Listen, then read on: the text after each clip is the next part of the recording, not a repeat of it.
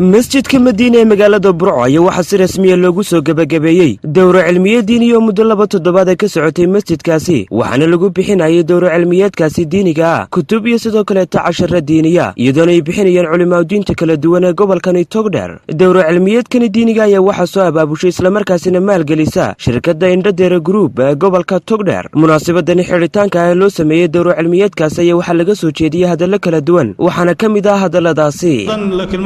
ugu soo noqdo dowrada aan horena u tilmaanay maalintii waxa weeye aynu bilaabaynay maantana waxaan u taaganahay khitaamkii dowradu marka waxa weeye soconaysay 2 isbuuc oo dhameystiran waxa weeye runtii waqtigii lagu talagalayna way ku soo dhamaatay runtii duruus iyo marka waxa weeye fawaa'id aad u fara badan oo cilmiyana waxa weeye waa laga qaatay waa laga faa'iiday runtii waxa ka soo baxay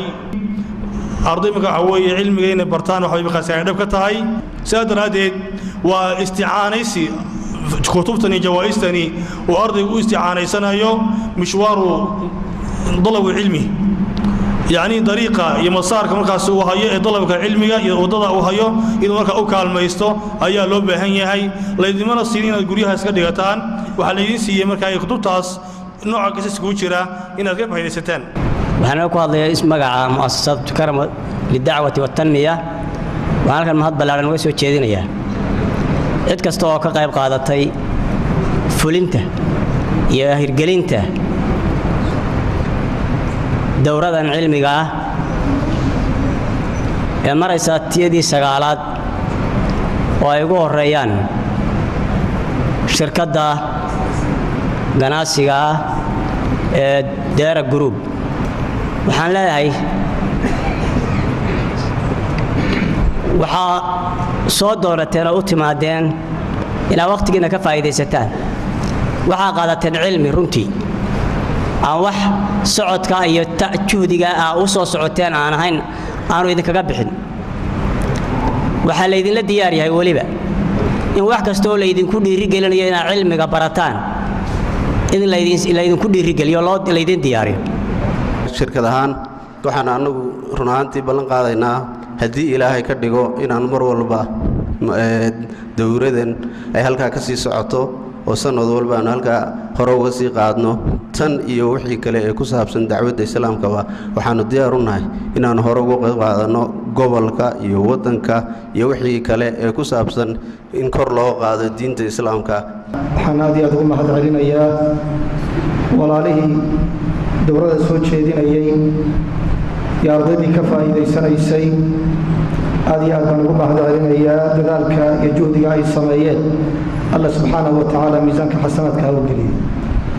waxaa kaloo bogaadin mudan oo aan u mahad celinaynaa shirkadda Indhadheer Group oo iyaguna dowradan muddada soo socotay garab taagnaa hiil iyo hooba la garab taagnaa iyagana Allah subxaanahu wa tacaala ha u barakeeyo wixii ay la hadheen arday ahaan faa'iideysiga waqtigiina ka faa'iideysateen waxaan idinku dhiirigelinayaa in halka ka sii wadaan midna waa bashaaro deegaanka qofku hadduu daalib cilmi yahay